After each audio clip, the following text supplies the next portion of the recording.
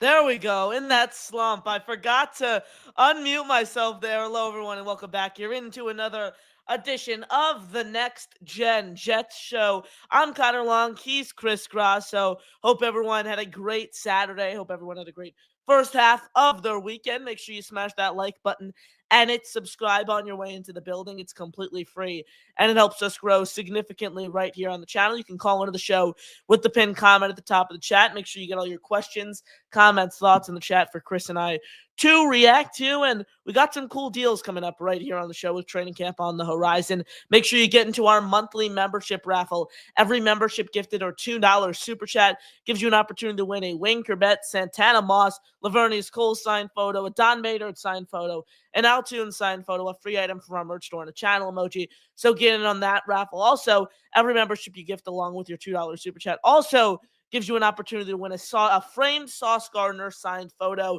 So get all your super chats, get all your memberships in. You get an opportunity to win some really cool prizes, and they really do help the show grow significantly. Make sure you smash that like button and hit subscribe again. Questions, comments, thoughts, you could throw those in the chat. Chris, long time, no show. We just spent 4 days together. Great to be with you back on the Next Gen Jet Show and all the shows with training camp kicking off. Rookies actually reported today. Veterans Oh report yeah. on Tuesday. I'm going to Oh be yeah. there on Wednesday with a media credential. We got some fun stuff happening, and Chris, the Next Gen Jet Show is back, baby. Yeah, I'm super excited to be back on with you after our week-long excursion to the Greenwich Polo Club. So it's great to be back with you on our show. And listen, it's gonna be a great time, baby. I'm so excited for the season coming up and training camp. Absolutely. So, kind of where I want to start with, the bigger news that occurred for the Jets this past week, obviously being Sauce Gardner and Garrett Wilson. They both signed lucrative extensions to remain in New York through 2030. Sauce Gardner, a 4-year, $120 million deal. Garrett Wilson, a 4-year, $132 million deal. Since these deals have been made, the Jets have received a ton of praise left and right from, whether it's other teams in the league, other coaches in the league, analysts, insiders, etc. But one notable NFL personality, that being Kyle Brandt of NFL Network, isn't ready to congratulate New York on these blockbuster moves. Why is that? Take a listen. Great. You stuck the landing a few years ago. You signed your players. I need to see some sort of progress, anything other than we sign guys and then we're paying them a lot of money and they're good. We've had those guys. We know what they're like on the field. We know what you're like with them on the field. I can't do backflips here in New York City because Sauce and Garrett are signed. I'll do backflips when they're actually playing a game that matters in December, and it's really time. So great job.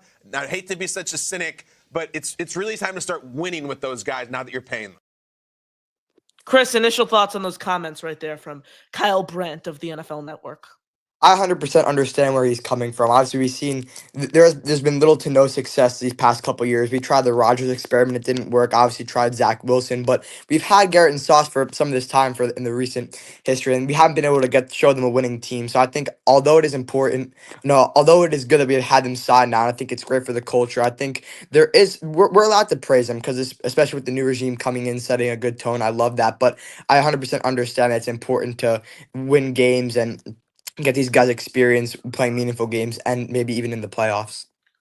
I completely agree with every single word that Kyle Brandt said there on the New York Jets' overall outlook as a team. Since these guys were selected, the Jets have gone 7-10, 7-10, 5-12, not playing a promising brand of football. But my whole thing is these two have had no impact on that. There are so many other factors that went into losing all those games. Frankly, despite these three, grim seasons for New York, these two guys have been one of the only bright spots. You set the tone for winning by getting foundational pieces in the building. New York has foundational pieces in the building with Gardner and Wilson. So I am ready to congratulate them on extending both Wilson and Gardner, given the fact especially that they came in early. They didn't wait till the last minute. And I understand you want to see promising football, but these two guys, if you're going to play promising football, these are the two cornerstone foundational pieces you want to have in the building, Chris. I agree 100%. It is to be celebrated. It's a good week for Jet fans. In a week where, I mean, most Jet fans right now leading into the season, that like excited and the hype isn't where it should be and isn't as high as other seasons, past seasons. Some would say because past seasons we had Rodgers and we were all excited in the summer, and we obviously know how that turned out. But this is something to get excited about, and going to the season, setting a good tone with the new regime, as I said before. So really, I'm excited to see how this season works out with paying these two players that we already have under contract. Now see how they perform now that they don't have to worry about any financials anymore. Ladies and gentlemen, the great Alan Avatal comes in and he drops 5 gifted memberships. Haven't done this in a while, but hit it, AJ. Here's what I do know. We're the freaking New York Jets, so we're built for this shit. Shout out to Alan. He starts it off. He gets 5 raffle entries right here on the show, guys. Again, get all your super chats and memberships in. Get you into our monthly raffle. And also, a double bonus. They also get you an opportunity to win a framed Sauce Gardner signed photo. So get all your super chats and memberships in. They really do help us grow significantly here on the channel. Cartilo's Way, Drive Cam Visuals, Astrals Off the Chain, Michael Durarmo, and The Jordo Show all receive gifted memberships thanks to our good friend Alan. Alan, thank you so much for the 5 gifted memberships. That is 5 raffle entries right here for you on the show. And then he follows it up and says 98.7% to CL, 1.3% to Grasso. Thoughts there, Chris? Like the Connor Long glaze continues. Love to see it from Alan. What were your thoughts on our stay at the Greenwich Polo Club overall? Oh, it was fantastic, and thank you so much to the Long family for having me. It was fantastic. Our time with you and Jack Cotter was great. To be clear, we did not go to the Greenwich Polo Club, for those who are actually wondering. That joke stems from a comment that Alan made in our Sauce Gardner reaction video that was actually recorded in the car. We actually went to upstate New York. We are not bougie enough to attend the Greenwich Polo Club. So that was the inside joke there. I didn't even know if that was a real place. Greenwich Polo Club. That's where the great Alan Avatal assumed that we were going. Someone who hasn't been headed anywhere this offseason, someone whose stock has been on the downward trajectory, is Jamal Adams. Obviously a very familiar face for New York Jet fans. 6th overall pick, 2017 NFL draft. Came in with New York and established himself pretty much as a premier safety right at the start of his career. Ever since he was traded out of New York, which they did get a pretty package, those 2 first-round picks alongside Bradley McDougall and other players amounted to Elijah Vera Tucker and Garrett Wilson. Ever since that trade, though, Jamal Adams, injuries derailed his career, compiled a great all-pro campaign. His first year with the Seattle Seahawks had 9 sacks. And then ever since then, everything's been downhill for Adams. Bounced around last year, was with the Titans, spent the back end of the season on the Detroit Lions coaching staff under now current Jets head coach Aaron Glenn as his defensive coordinator at the time. He's a free agent, Chris. The question has become, do the Jets want to give Adams another chance? Victor Green, former Jets safety, has been very vocal with posts on X, replying to Adams' workout videos saying, give him a chance, Jets. Let's go. You want to see Jamal Adams reunion back in the green and white? I'm not like far either way on this. I'm not hell no and I'm not hell yes bring him in. Like I have neutral feelings about it. I'm more confident in our safety room than I know you are. I like the gambling on Andre Sisco and his upside, and I like Malachi Moore and Tony Adams. Obviously, hasn't been spectacular, but yeah, and you got the jersey. He's been okay. He's been serviceable. I think so. I mean, I don't see the need to bring Jamal Adams back. I know you'll combat that, with, what's the downside, but I don't think we really need to waste time on that. I mean, I think Aaron Glenn is happy with the roster we have now, and I'm pretty happy with our safety room. So if he does get hired, or not hired, if he does get signed, I'll be okay with it. I'll be like, all right, let's see what he's got. But if not, I won't be like in tears or anything like that. Yeah, same with me. The one thing is I just don't see any downside on bringing this guy in on a cheap 1-year deal, non-guaranteed. See what he could do in training camp. Has been in this system before, which I think is something to note. Played with Aaron Glenn, and I actually asked Jamal Adams about this in a Twitter space not too long ago. He praised Aaron Glenn, and Aaron Glenn actually organized his college pro day. So he's had, a relationship with Aaron Glenn for a very, very long time. I think when you're adapting to a new scheme, you need guys who have veteran experience, who have been a part of new cultures before, someone especially who's familiar with the New York spotlight. I think Adams brings in all of those things. Look, is he the same guy he was with the Jets his first 2 years in the league? Was he the same guy he was his first year in Seattle? Absolutely not. But I view Jamal Adams as a guy who can, give you some veteran prowess, in which I think is still a very unproven secondary. You mentioned the upside there, Chris, and Andre Sisco, Malachi Moore. There's upside there for sure, but we haven't seen anything out of those guys that proves consistency or continuity at the NFL level. I don't view the downside in bringing in Jamal Adams on a cheap 1-year deal, non-guaranteed deal, to see what he could do. I want to kind of transition over to the defensive line. Obviously, Jermaine Johnson, a big storyline there. Tore his Achilles week 2 of last season. Since then, he's been on his road to recovery. It was a season-ending injury, obviously. Since then, he's been posting on Twitter. He's been posting on Instagrams, all these workout videos. He's been hitting PR records in the gym. It looks like Jermaine Johnson's recovering really nicely, which is good to see. He was placed on the PUP list earlier today, the physically unable to perform list, but fans do not make too much of that. Johnson even put out a tweet after that confirming New York just wants him to take it super, super slow in the recovery process. But he's expected to be back on the field at MetLife Stadium for week 1 against the Pittsburgh Steelers. Chris, how do you expect Jermaine Johnson to kind of ease his way back into the rotation? What do you expect overall this season out of him, someone who's coming off a season-ending Achilles tear? I mean, when you tear your Achilles in week 2 of the previous season, and now I don't think it's a question of if you're going to be back by week 1 of this season. I question how much percent he'll be back. I mean, and now coming out, I originally thought he'd be fine. Hearing this is great news, how he's hitting PRs and stuff. But with all the advanced technology and the different methods of surgery nowadays for Achilles injuries, as we saw at Rodgers, he was able to get back pretty quickly. I mean, I know for edge rushers, it's extremely important to be able to push off that leg. And I don't know specifically if he's pushing off the leg of the Achilles he injured, but ultimately, I think Jermaine Johnson will be back in full swing and assisted by Quentin Williams, Will McDonald, all the other members of this D line. But we're going to need to see a D tackle step up. And so, depending on how good our D tackle play is, I think that'll also kind of play into how good Jermaine is, because we need pressure throughout our entire D line. But ultimately, the less pressure there is on Jermaine, the better, so he can ease his way and back into being 100%. You mentioned needing to see a player thrive in the interior of the defensive line, seeing a player break out overall. I think if this Jets team wants to, break the 14-year playoff drought and get into the postseason for the first time since 2010, they're going to need to see a lot of players break out. Who's, you can give me one, you can give me a couple players, but who, is there anyone that you're tabbing this season to really watch as a breakout guy? Breakout guy.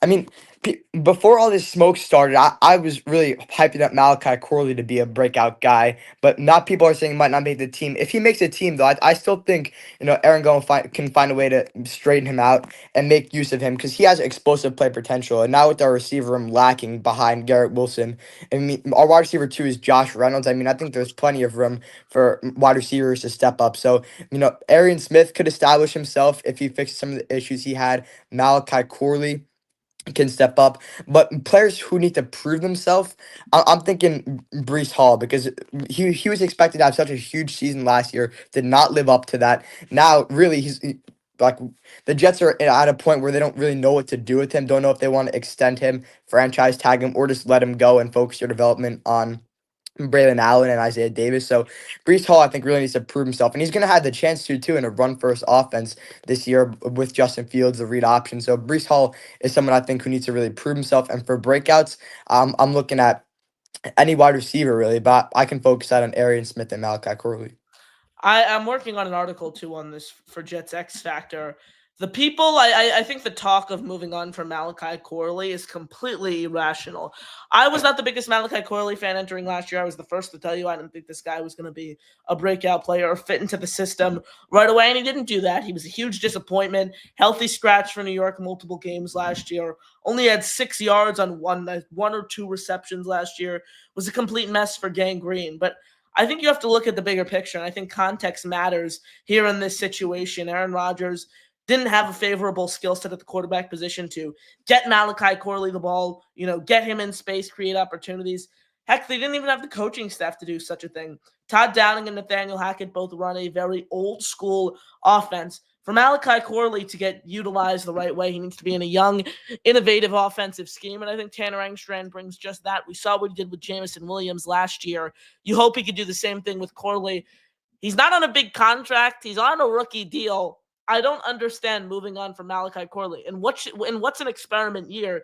You want to get the most out of guys with upside and guys with high ceilings, see what they can do compared to squeezing the maximum out of veterans who might not who don't have the potential to be here, in 3, 4, 5 years down the road. So moving on from Malachi Corley does not make sense to me at all, Chris. Yeah, you mentioned how we would rather see what we have in Corley than squeeze with what's left out of veterans. Like the Jets aren't in a Super Bowl or bust mode right now, so it's especially important that we let the young guys play and see what we have, and then like what we're hopefully going to do with Corley. Absolutely. You need to get the most out of these guys for sure. We kind of spoke about Jermaine Johnson. Is going to be something interesting to watch how he's able to progress rehab wise over the course of the summer, over the course of training camp. Who would you say someone you're looking at right now who's under the most pressure as we enter training camp here in just a few days? Yeah, so pressure.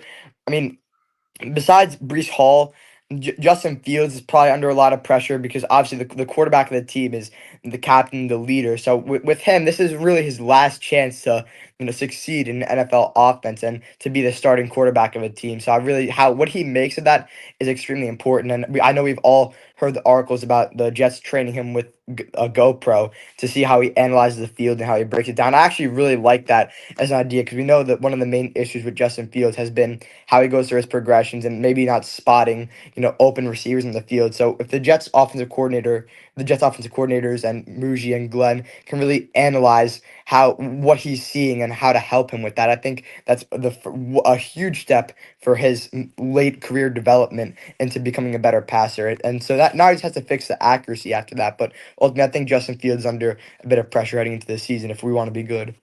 The way I view Justin Fields' pressure entering training camp and what he needs to do, I think he really needs to stick out because is he in jeopardy of losing the starting job? No, but I think he needs to get as much rope as possible, get as much leeway because I think people do forget from time to time that Tyrod Taylor's an established veteran who's pretty much a 500 quarterback who brings a similar skill set to the table as Justin Fields. If Justin Fields goes up in flames, is incompetent during training camp, doesn't impress the coaching staff by any measure, he goes into the season, first 3 weeks is an unmitigated disaster. We could be looking at Tyrod Taylor off the bench. So I think the biggest thing for Justin Fields is going to be able to catch the eye of the coaching staff, continue to be a leader, and get some leeway when it comes to ultimately holding on to that QB1 job. In general, for just pressure, the main name that comes to mind for me is Xavier Gipson. This is a guy who, in my opinion, is nothing more than an inconsistent punt returner at the NFL level. He was a UDFA a few years ago. Obviously, you love the moment on 9/11 with the Bills, bringing that kick back for a touchdown. What has he done since? Nothing much, really. He hasn't provided you with he hasn't provided the team with any offensive value, any offensive spark. He's been inconsistent to be kind when it comes to the offensive side of the ball. I think this is a guy who really needs to stick out, really needs to thrive if he ultimately wants to earn a spot on this team's 53-man roster. So I'm tapping Xavier Gipson as a guy who, in my opinion, really needs to catch the eye of this coaching staff to earn a roster spot. I agree 100%. We mentioned how bare the receiver room is, so maybe you keep him just in case, God forbid, people get injured and you have nothing else to put out there. But really, that's not exciting at all, Xavier Gipson. Like you mentioned, the one punt return against the Bills on the home opener that year where Rodgers got hurt. I mean, that you could have argued that could have been called tripping on one of the Bills players, and that touchdown could have got called back easily. So, I mean, outside of that, what other moment do you point out his career and say you keep him? But really nothing. So I don't think there's any really good case to be made for him making the team. And then the only way you can convince me is just as receiver depth, which would make sense because the team has done a poor job going out there and bolstering up the receiver room. But ultimately, we're just going to have to see how it plays out their training camp. We've broke it down player by player here, Chris. Overall, from this team, what are you looking forward to watching during training camp and the preseason? Everything comes down to Justin Fields and Tanner Engstrom for this team. I kid you not. I'm looking forward to see how the offense looks. Breece Hall mentioned it in like an interview that there was a lot of RPOs happening. I mean, we see a bunch of Instagram posts and BS from Breece Hall about stop recording me and hand the ball off to Justin Fields because they're obviously with the GoPro. But really, I'm just excited to see how this offense looks and how the offensive line looks and all of it. So, I mean, and I'm not really worried about the defense because we have an experienced defensive coordinator in Steve Wilks and Aaron Glenn. with a defensive-minded head coach. So really, my focus is not on the defense. I think they're going to be solid at worst. And the only thing holding back the defense is the D line depth, which is not great. But really, the offense is going to be telling how we look, how the scheme is. So ultimately, that's what I'm looking forward to during training camp. Appreciate you all tuning in. Make sure you smash that like button and hit subscribe right here on the channel. It's completely free and it helps us grow significantly. Daily content officially back right here on the show. We got a ton of fun guests coming up. We got a ton of fun plans. I'll be at training camp this Thursday with a media credential, so make sure you follow me on Twitter. Live updates, press conference updates, so stay tuned for that. It won't be open to the public, and we'll have eyewitness recap right here on the show right after practice ends. So again, stay tuned for that. Smash the like button, hit subscribe, get all your memberships and super chats, and they go a long way, and they give you an opportunity to win a Sauce Gardner, a framed signed photo. So every $2 super chat and gift membership give you an opportunity to win a framed Sauce Gardner signed photo, along with an opportunity to win a Wayne Corbett, Lavernius Coles, Santana Moss signed photo, a Don Maynard signed photo, an Altoon signed photo, a free item from our merch store, and a channel emoji. So get all your super chats, get all your memberships in. They really do go a long way to support the show, and they give you an opportunity to win some pretty cool New York Jets signed memorabilia. Get all your questions, comments, and thoughts in the chat. Appreciate all you guys. As always, appreciate all of your support. We'll get into the chat right now. We'll say what's up to everyone. Eddie, good to see you. Appreciate you tuning in. Jack, what's going on, Jack? Appreciate you tuning in. What's up? GW got paid, y'all. LFG. Good to see you in the chat. Amen. Appreciate your support. OG Jets fan, 1985. Connor Long, Chris Grasso. Hello, gentlemen, and nothing but love for your show. Tommy, we appreciate the kind words. We appreciate 100%, the support man. from you right here on the show. What's up? We got our Chiefs fan here, King Jamie the Mad, tuning in. What's up, King? Says, I'm pretty confident AG will get the Jets to at least 8 wins. If you guys can meld soon enough, gel soon enough, and Fields does his job well enough, I would love to see a wild card for you guys. From your mouth to God's ears, King Jamie. Yeah, I don't know I about agree, at though. least 8 wins. I think they will land 8 wins. I would say at least 7. So you think the floor for this team is 7 wins? No, not the floor. They could do much worse, but they should win at least 7. Yeah, absolutely. So the way I think of it with this team is, I think an 8-win season is a pretty solid season. I would be okay with 8 wins. I think that's what they're going to land. 9 wins would be immaculate. 9 wins is like, damn, I'm really looking forward to seeing this team over the next few years, seeing what they're able to build, what Aaron Glenn's able to build. Anything under 5 wins, anything under 5 wins, fire Aaron Glenn. Okay, I'm not going that far, but under 5 wins is inexcusable. You can't make an excuse for that. Like, talent alone, it would be such a joke, and I know that's what we're used to, but like this is supposed to change. Like I've been talking up Aaron Glenn. If he makes me look like an idiot after all this offseason, me hyping him up to be this guy and to taking this team back to relevancy, and you go out and you win like 3 or 4 games this season, that's a joke. I wouldn't stand for it. I normally have very, very polarizing takes, but my take on Aaron Glenn is, it's hard for me to be wrong. For example, on my Aaron, it's like if they outperform and they do get 8 wins, 9 wins, I'm gonna be like, perfect. That's what I predicted, and I said Aaron Glenn has the potential to be this great coach. He can galvanize a locker room. He can make these guys turn into great football players. He elevates every single. Turn these boys to men. Yeah, or if he goes out, he wins 5-6 games. My take overall was, he's a defensive-minded head coach. Should have hired Josh McCown. Yeah, that's also too far. So I mean, I can't see us losing under 5 games. So I mean, I'm not really worried about that. Winning. Yeah, I can't see them winning under 5 games. That would be a clip. I can't see them losing under 5 games. No, I can't see them winning under 5 games. And that would be insane. So I'm not worried about that. I'm really worried about. I'm not worried. I love Aaron Glenn. So I'm Aaron AG truther until he loses an insane amount of games. Until he loses until he wins 3 or 4 games. But at that point, I'd just be done. Eddie, AG doing the things his way. I like his approach. He's now the captain of the ship. No stupid Aaron Rodgers drama. We have Justin Fields now, baby. I'm pumped for Justin Fields. Yeah, I mean, who would you rather have right now, Aaron Rodgers or Justin Fields? Justin Fields. My logic behind wanting to keep Rodgers, even though we don't need to talk about it anymore, is there's no guarantee we're going to get Justin Fields. Yeah, I mean, I'd rather go for upside any day than trying to squeeze one more year out of an aging veteran who I don't think has anything left in the tank. Well, I mean, if I didn't believe in Fields, I wouldn't say I'd rather have him than Rodgers. I mean, I believe Fields can be something here. Like, I don't believe it's just throwing a year away like what would be if you signed Kenny Pickett. Yeah. Kenny Pickett. Eddie, didn't Jamal Adams just retire? No, that was actually a hoax, fake Adam Schefter account that put that tweet out about 2 weeks ago. It actually got a lot of people. Actually, some Jets publications, who I do not want to name, actually published articles saying Jamal Adams retired. One was from a fake Adam Schefter account. So no, Jamal Adams Oh, no. not retired. He was posting workout videos the other day, which prompted former Jets safety Victor Green to respond and make a proclamation that he should be a New York Jet. Allen says, final comment, as I've said before, one, Garrett was an overpay, paying top 5 money to a 12 to 15 wide receiver. No thanks. No issue with the Sauce deal. Just wanted them to play a full season under this new regime. I mean, I can understand wanting to critique, the Garrett Wilson contract. But ultimately, I'm just excited he's locked up and a Jet for life, as we all love to say. And I don't think he's a 12 to 15 receiver. I put him in top 10, or if not, just 10 at that point, which is still up there. And I like how we are paying our own, so I don't have an issue with the Sauce deal either. So me and Alan are almost on the same page. That's a rare sighting. Overall, with Garrett, I think he's top 10 to 12 when it comes to receiver in the league. Like, I'd put him 10 to 12 range. I'm okay giving him top 5 money because I think he can be a top 5 guy.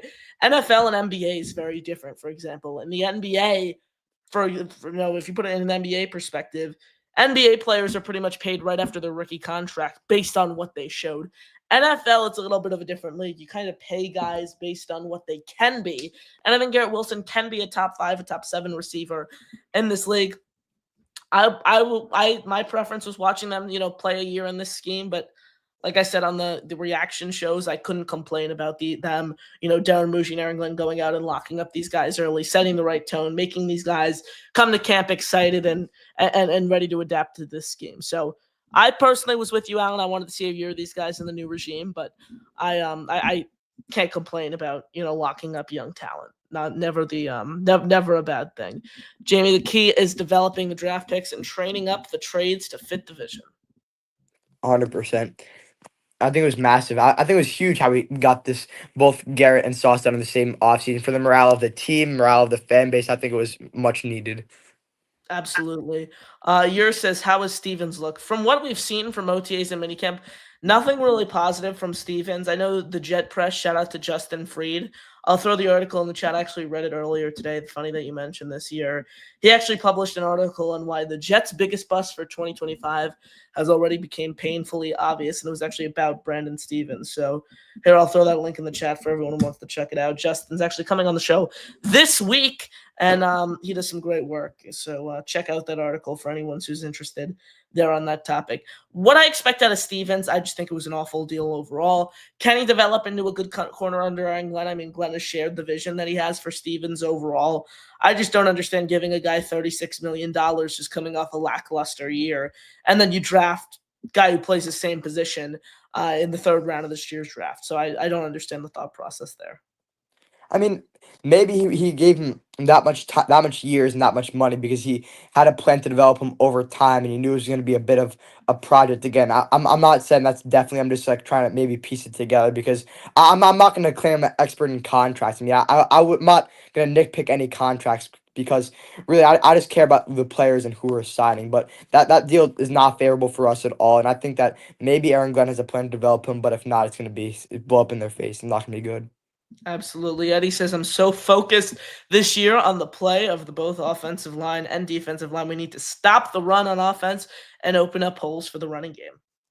I think we're going to be able to open up holes for the running game, especially with the new, hopefully, gap scheme for our O-line and running game. But the D-line is a little bit more concerning, especially looking at the depth. But hopefully our talent that we do have there is going to be able to carry us, and our good defensive coaching and scheme is going to be able to get us through that. I'm actually working on an article right now for Jets X Factor that should be coming out sometime over the next few days as to why a Leonard Taylor III breakout season does not affect the Jets as much as most people think. Like, I'd rather see Derek Nandi get back to his all-pro form just from, 2017, 2018 than watch Leonard Taylor III break out. It's just because Leonard Taylor III and Quentin Williams are both 2-3 tech defensive linemen who can't play next to each other. I think you truly need a run stuffer in here, and that's the biggest gamble. If, this team wants to be competitive, this team wants to make the playoffs, they need a run stuffer to step up, Chris. Well, I mean, I don't think. I think it's obviously important that we need a run stuffer because we've seen the Jets get abused so many times last year in the run game where they would just run all over us and we wouldn't be able to stop it. That's why, I mean, I could almost guarantee at least one loss on the schedule to the Ravens. They're going to beat the hell out of us through a grueling run game. And that's where we're able to stop that. I mean, we're going, even if we do make the playoffs in a surprise spot, I mean, we're going nowhere if we can't stop the run. So it's going to be super important to see something like that, like a Derek Nandi revival hopefully spark up. Our guy Jake Asman's in the chat. Shout out to you, Jake. Appreciate you tuning in. He says, spending a Saturday night talking Jets in the middle of July. What a world. Amen. What a world indeed. The middle of July talking Jets, the Jets news, the Jets rumor mill, the Jets news cycle never stops, baby. Jeremy J. I'd rather be the New York Jets than the Buffalo Sabres, coming from a Buffalo Bills fan perspective here. Chris, are you a big hockey fan or no? You're not, right? I mean, I'm a playoff hockey fan, so I'll watch the Ranger playoff games with my dad, and we'll enjoy it. The Sabres, I think, have just as long. Let's say Sabres playoff drought. I know it's really up there. They have not been good for it. Yeah, it's 14-year playoff drought, so they're just up there with the Jets. So we got a Buffalo fan saying he'd rather be the Jets than the Sabres. I mean, the Jets roster has talent. I imagine the Sabres are just like terrible. Jets have had talent for a long time. I mean, I don't even know. We thought we were a quarterback away, but we were a coach away. That's like my main takeaway from the Rodgers experiment failing. Do you think if the Jets had Mike Vrabel as their head coach, they could have? Do you think if the Jets had Mike Vrabel as their head coach, they could have gone to the playoffs with Zach Wilson in 2020? I thought you were gonna say it with Rodgers with Zach Wilson. I mean, the defense was so good, like you can't count out anything. If you can get, I mean, he made it to the all the way to the AFC Championship with Ryan Tannehill. The So I'd thing say is, yes. the coaching wasn't bad under Wilson. I mean, it's still Robert Saleh though. The coaching wasn't a glaring issue when Wilson was the quarterback, though. I think the coaching became a massive issue. I mean, it wasn't as like widespread because like the issue was focusing on the quarterback. Everyone said we were a quarterback away. We were a quarterback away. Okay, guess what? You went out and got Rodgers, and the real issue became exposed. I mean, you can't win without a quarterback, yes, but you also cannot win without a good coach, and that became evident when the Jets just. This year, it became evident when we had Rodgers, we had him healthy for the entire season. We can debate on how good he played. He played mediocre, but I was supposed to be still fine. We were supposed to still be good with mediocre quarterback play. So it was the coaching, which hopefully we just got right. I mean, the Jets overall just continue to lower the bar for I couldn't picture last year the Jets winning less than 10 games. Like at this time last year, I couldn't fathom the Jets winning less than 10 games. It's so sad. See, I want to say that's going to be the worst season I'm ever going to witness in Jets history, but at the same time, they continuously set new lows. So yeah, you never so know. there's no guarantee. You're right, but a dream scenario would have been if Rodgers never got hurt. This is a what if, a Jack Cotter what if. Oh boy. If you gotta get a realistic approach here. If Rodgers never got hurt in 2023, and say we went 9-8 and barely missed the playoffs, right, and Rodgers had a good season, right? We would have fired Saleh, hired Vrabel in the hiring cycle, and then last year we would have won the Super Bowl. Like, see, it's always what ifs with the Jets, though. That's the I know, thing. but like that's the thing with the most unlucky. You can call it unlucky, you can call it a curse, but like, hopefully, it's really just you need a good coach. You need a good damn coach. I hope that's what we have in Aaron Glenn. Really, there's nothing. I want nothing I literally more. couldn't drop a 5-win season at this time last year. Like, I literally thought the floor was 10 wins. Like you could not have convinced me that team was gonna. It was, Yes. oh my God, it was so bad, and I think I realized, and it was just a roller coaster too because I still kept hope Despite them every week going out there, Yes. I still kept hope until the Colts loss is when I was like, yeah, nah. I dressed up as Rodgers for Halloween that night when Garrett Wilson had the best catch of all time. I mean, dude, like, I how, thought how does they this actually turned a happen to corner there, us? and then I was looking into playoff odds and how many Dude, people. I was looking into playoff odds every week. It was so sad. Like how did this happen to us, man? Like We didn't it's know each other at the time, but we were both in the building for week 3 against New England. It's oh crazy to my think god, that was the dude, best game of Aaron Rodgers. Like dude. that was a good game. It was a great game for the Jets, but I just viewed that. I came out of that building so hype. Like this is just a glimmer of what the Jets I could know, bro. do, I, and I then that have amounted chills to be right the now, bro. ceiling for one game. Yeah, I have chills right now, bro. In that stadium, like everyone was saying Super Bowl. I heard the word Super Bowl mentioned at least 3 times. It came out of my own mouth. I let it slip. And I like watching it go down and down and down. After the Steelers games when I knew in my heart it was truly over, which is why I was so like pissed after that game. And then I still kept hope after that. I still was trying to convince myself that there was a chance. But every week, it's the worst feeling when I'm watching a game and I know in my heart they're gonna lose. But I still keep on watching and hoping no matter what. The Colts game was when I officially was like, I'm done with this I team. was at the Colts game. It was Yeah, the crazy. Colts game was when I realized like this is just an absolute mess. But the Cardinals game is when I was like, yeah, this is Yeah. 30-6. The entire Jets season was just an unfortunate turn of events, one after another after another. Oh my god! I mean, the worst play in the Cardinals game. There were so many bad plays, but Michael Clemens having no situational awareness on the read option. Quincy Williams, I thought he freaking killed Kyler Murray. Oh, but I was getting so hyped. I was about to say, like, in my living room, I did like the celebration where you like Oh, I go, got go. so excited, and then I look up at the screen, and the ball's on the ground, and he's doing that stupid ass celebration. I'm like, you're doing that celebration. The ball's loose. You're down 3 scores. Get the freaking football. Drive down the field and score a touchdown. That's his helmet. That was his helmet. No. The ball went loose too. Oh, I remember that. I remember the ball going there. I just remember seeing his helmet fly across the screen. I was like, holy shit. Yeah, he almost that play was insane. Yeah, that's crazy. Is there anyone you're looking at right now and who's maybe on the team last year and you're like, this guy should not be on the 2025 Jets, like a surprise cut? A surprise cut? Let me think. Here, you say one first while I think, because I need to really rack the brain for this one. My surprise cut for this Jets team this season, it's a tough question for me as well. Could be Irv Charles. It could be Irv Charles.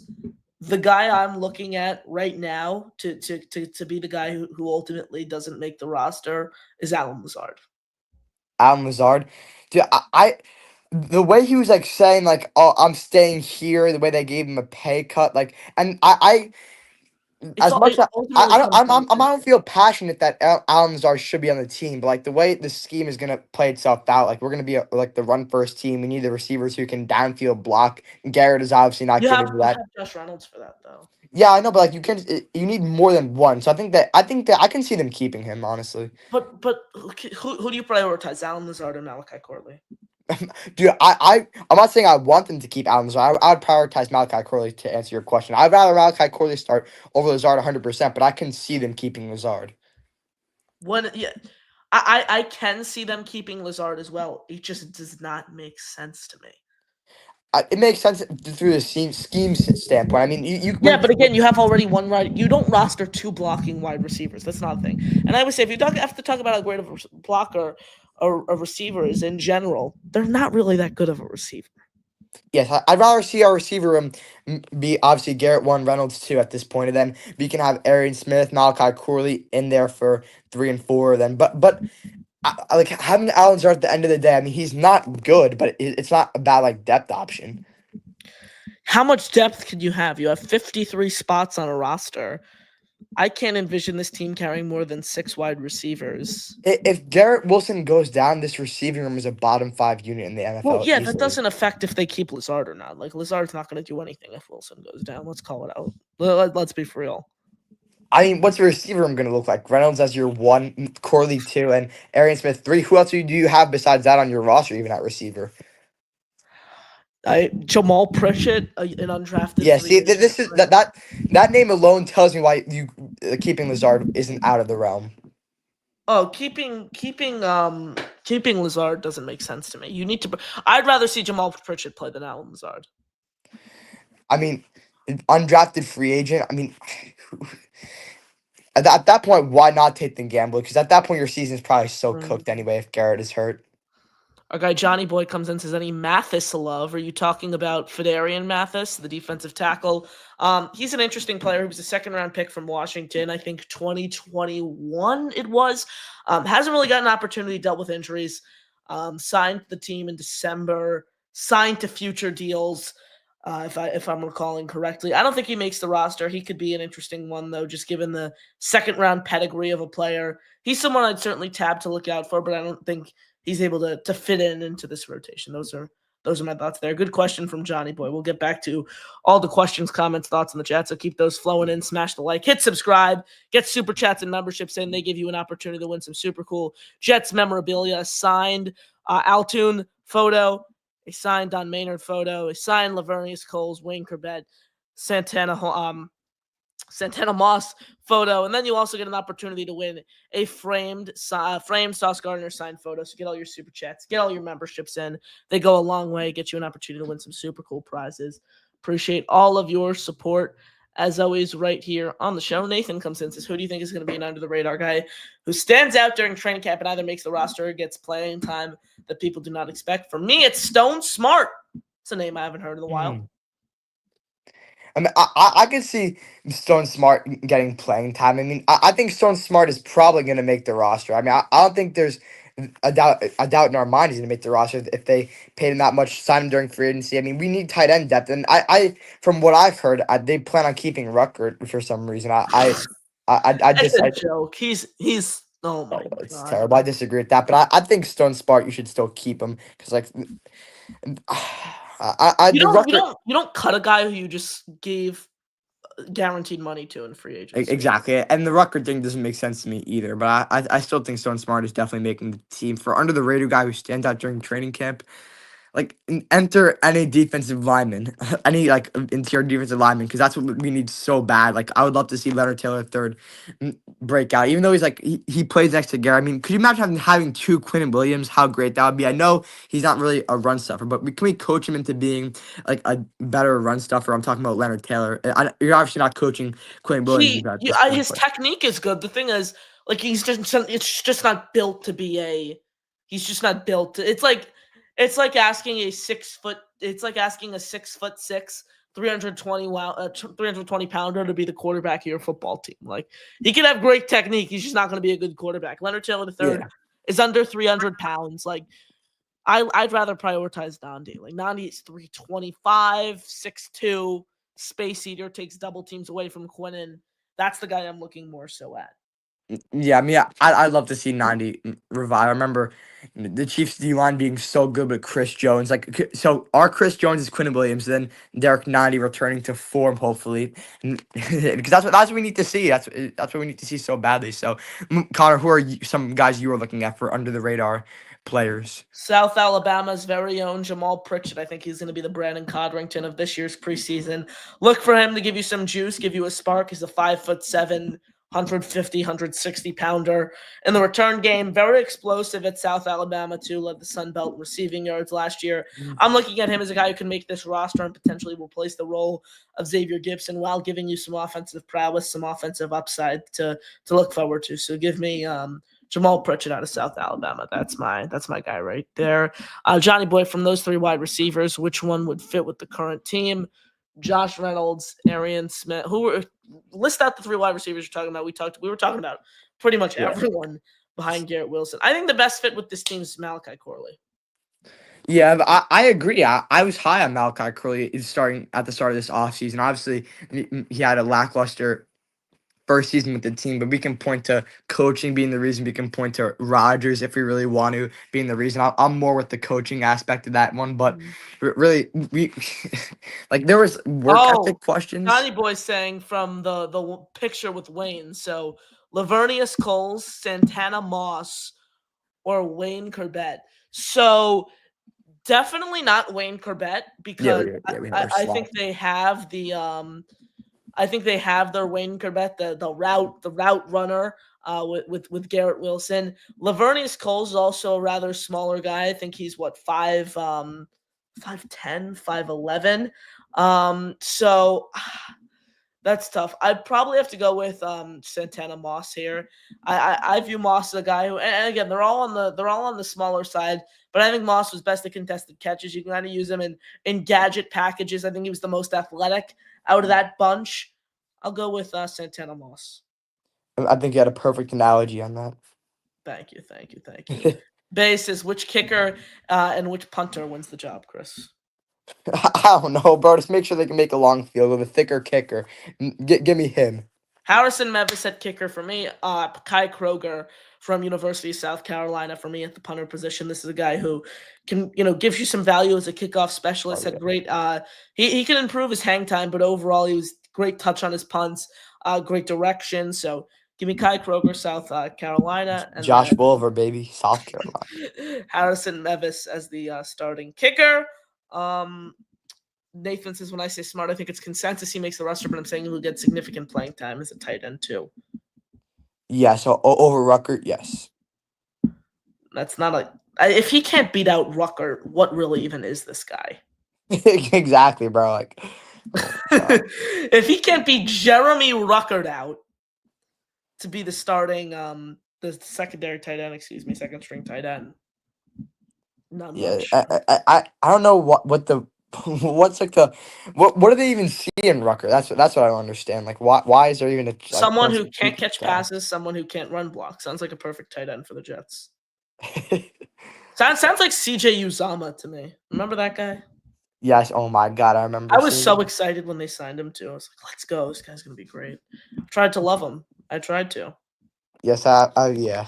Tried to love everything about this team for the past couple of years. I was so excited, bro. It's so unfair that guys like Bryce Huff and CJ Uzama just get to go to the Eagles and win a Super Bowl. Like Bryce Huff did nothing and he still got a Super Bowl ring. CJ Uzama deserves to go through years of torture with awful organizations. He goes and wins a Super Bowl after doing nothing. I mean, CJ Uzama deserves it because he went through a very painful loss with the Bengals, the Super Bowl loss. Like I feel bad for that. At least good on that team. Yeah, he was solid for them. I mean, Bryce Huff, I don't even know. They should have never let him go. I was so mad when they let him go, but looking back, I'm like, thank you, Joe Douglas, for not giving this guy $10 million a year. Yeah, after what he did with the Steelers. I mean, I'm so glad that, like, Mekhi Becton doesn't deserve to succeed anywhere, bro. He's a bum. I hate him. He's my least favorite Jet of all time. There has been countless times where I was watching with my dad and grandfather, and I've been like mid game I'd be like cut his ass, and they'd both be like telling me to give him a chance, but he's just awful, man. He's letting up safeties. Oh yeah, I honestly I could probably list you 10 guys who I think are my least favorite Jets of all time. I don't even know. They all frustrate me in different ways. Yeah. I'd put Lazard up there. And then Becton was going out and saying that that the Jets were always the Giants' little bro. Like, bro, shut up. Yeah, I think he actually could have been a good player if they moved him in at guard. I didn't want him in the first place. I was very naive when it came to football at that time. Yeah, I wanted CeeDee Lamb or Jerry Jeudy. I think they needed a wide receiver. Yeah, I mean, at that point, I was like, what year was that where they took Becton, like 2020, 2021? 2020, because it was the draft where Roger Goodell was in his basement. Yeah, I was not watching 2020. I started watching Zach Wilson's rookie year, which... No, I remember them making that pick. I thought they were actually going to take CeeDee Lamb, but little did I know. Who would you rather... I'm going to ask you this question. No bias at all. Who would you rather have on this Jets team right now, CeeDee Lamb or Garrett Wilson? Oh, wow. No bias. I mean, CeeDee Lamb is a better receiver. We can both agree on that, right? Yes. 100%. CeeDee Lamb is a better receiver. I mean, it's hard for me to like pick against Garrett Wilson, but obviously CeeDee Lamb, bro. And I love Garrett Wilson too, but you got to roll with CeeDee Lamb. 100%. I mean, I'm not. But if you ask me, like, would you rather have Sauce or Patrick Surtain? I'd say Sauce. Sauce hasn't scratched the surface of what he can become, and he's still insane, man. Sauce is my favorite Jet. My favorite Jet is, dude. I get that question all the time. It's so hard. I can go Yeah, so I know. many. I know. Like for the first like couple Whenever years of me someone being a asks me that fan. question, someone will come up to me in public, will ask me my favorite Jet. I give a different answer every time. Like, Yeah. it depends on the day. Yeah, I mean, I say it's Sauce now for me. Like when the rivalry jerseys come out, which I've been anticipating since they announced it. By the way, I'm gonna buy a Sauce rivalry jersey. Is that a hoax or is that actually happening? No, that's 100. It was confirmed. Okay. Yeah, I don't look into the jersey stuff, but yeah, I know Yeah, there's been I'm big on that. That in primetime games. That's 100% happening. It's like they released it. It's gonna be like the AFC East and then some NFC division this year, but they're like debuting it. It's like a concept where like the fans in the city. It's like the NFL's jersey. The NFL's version of the City Connect jerseys, like the yeah. MLB has. Yeah. It's tough. It's tough not to say Sauce. I mean, this is a guy who two-time first-team All-Pro. No one's accomplished that feat in NFL history at the cornerback position. This is a guy who loves the fan base, active on social media, signs for. I don't know if you've been to a game or training camp practice, Chris, where Garrett Sauce signs, but he signs for every single person. Training Oh, camp wow. practice I was at last year, he probably stayed out after practice for 45 minutes, 30 minutes to Oh sign yeah. for every single person. So That's awesome. I'm gonna get a picture with Tim soon. I can't believe it. This is gonna be my first training camp that I go to with you, and then I'm going next week with my family. But I'm gonna get a picture with Sauce and have him sign all my stuff. It's gonna be awesome. Oh yeah, training camp's always a blast. Training camp is always just a great time overall. If I went last year for the first time, it was great, and I'm going again this year. I'm going on. I'm going on the 23rd. So, what is that? That is the 23rd is I think it's a Thursday because we're no going. 23rd is a Wednesday. It is actually. Yeah, So, we're going on the 25th, which is yes. that So Friday. 23rd on the 25th a Saturday. No, it's a Friday. No, it's not. 25th is Saturday. Is it here? Let me check. Cause Yeah. I was actually talking about this with my family earlier today. They were asking me what day it was. It's a Saturday. Yeah. It is. Yeah. Okay, wait, hold on. Let me check my ticket. Wait, can you still see me? No, I'm telling you right now, Chris. It's a Saturday. You don't even need to check. It's a Saturday. It says Friday, July 25th on my tickets. Who says that? That's incorrect. Ticketmaster. Dude, I kid you not. My tickets say New York Jets training camp Friday, July 25th. That's insane. It is a what? I'm getting all these dates mixed up. You're right, Chris. Jeez, Yeah, my dad told me it was on a Thursday earlier today. Oh my god! If Ticketmaster was wrong, that'd be a real problem. Yeah, it's Wednesday actually. Ugh, all the dates are out of hand because it's summer, so it's like I don't even. Yeah, care. I lose track of time. Oh my god. I just put for interviews and everything. I just put everything in the calendar. That's what I've been doing. Oh yeah, So that's great. that's the way I keep track of things I actually need to do. Yeah, I looked up. I was doing some work earlier today. I was writing some articles, and then I look up and it says Saturday. I'm like, this feels like a Wednesday. Just Doesn't feel some like random day. That's the beauty of it. I don't have to wake up on Monday morning and start counting down the hours until Friday at 4:00. So yeah, that's crazy. We need Nick Ferrier school rant right now. I gotta clip that and just play that during the school year at times. Jack, how much do you expect Tyler Johnson to be used this year, and how much do you think he will be used? I think he's a guy who can get you contested grabs, push it down the field, deep threat. I think he could be a wide receiver 3 on this team. I'm super high on Tyler Johnson. Yeah, I mean, I haven't done much research on him, aren't that familiar, but from the way you were talking about, I would love to see a guy who can go deep and get deep catches and get the ball like that. So that's really what we need. That's what I wanted to see out of Corley, Arian Smith. So really, I just want to see more deep passing. That's what I yearned for with Rodgers, and I never got it. I mean, I saw glimpses of it with Zach Wilson, but really, he was such a poor passer all around that it wasn't like. That's my favorite part of watching football, like the deep passing game. So for that, this is gonna be mostly a run first team, but hopefully we can get some forms of creative offense and some light in the deep passing game. Absolutely. David says Garrett Wilson seems like a great culture fit for AJ and company. You need to lock up guys like Wilson, guys with his, work ethic, guys who bring his caliber of play to the table. Yes. It's a necessity. Aaron Glenn and friends. Yes, we need people. We need when our homegrown talent goes off, it is right and just that you pay them. So I'm glad to see that's what's happening with our organization and our new regime. Absolutely. Why am I a Jets fan? What's up? Good to see you. Appreciate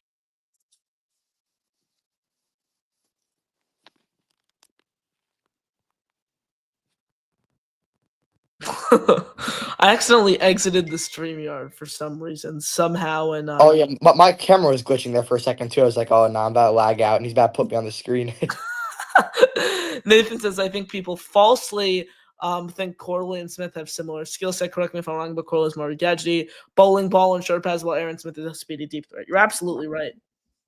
Yeah, I mean, I agree with this comment too. I mean, I think that you can send Curly on deep routes and he'll get that. I mean, he has that speed and shiftiness. He should be able to get open on deep routes too.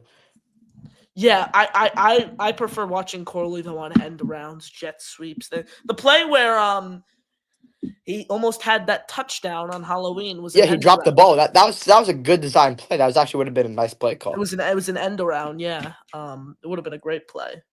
Yes. Yeah. He drops the ball before he crosses the goal line. What a joke. What an absolute joke, Malachi Corley. I mean, Jonathan Taylor, a pretty proven running back, did that it's the same week, so it shows it happens to everybody. But Yeah, but it's different when this is a guy who hadn't played all year long. There were questions about his work ethic. Someone who hadn't really found a role into the offense, and now this happens. yeah, I So, mean, and it also gets magnified more because it's the Jets and they're already having a disastrous season. But yeah, I mean, he really needed to prove himself, and he fumbled the only opportunity he had, literally. yeah. So, yeah, you got to find Corley a way to get into the offense, carve out a role here. So, looking forward to that for sure. Again, appreciate you all tuning in. Chris Grasso, kind of along here with you on the show. Make sure you smash that like button and hit subscribe. It's completely free and it helps us grow significantly here on the channel. We're going to wrap up here soon. So last chance to get your questions, comments, thoughts in the chat. Also, your last chance to get into. There we go. Knock me off again. Gives you an opportunity to win Lavernia, Skulls, Wayne Corbett, Santana Moss signed photo, Don Maynard signed photo, and Altoon signed photo. A free item for our merch store and a channel emoji. It also gets you opportunity to win a bonus prize, that being a signed Sauce Gardner photo that is actually framed. You see it right here on your screen. So get an opportunity to win framed Sauce Gardner photo that is signed, Wayne Corbett signed photo, Altoon signed photo. That Maynard photo, so get your super chats memberships in. They really do go a long way and help us grow here on the channel. Appreciate all your support as always. We will be back tomorrow at 7 p.m. EST for the OG Next Gen Jets panel. Josh is unfortunately not going to be able to join us, but it's going to be Chris, Jack, and I do not know how that just got up on the stream. Thank you, StreamYard, for that uncalled for glitch. We'll be back tomorrow, though, 7 p.m.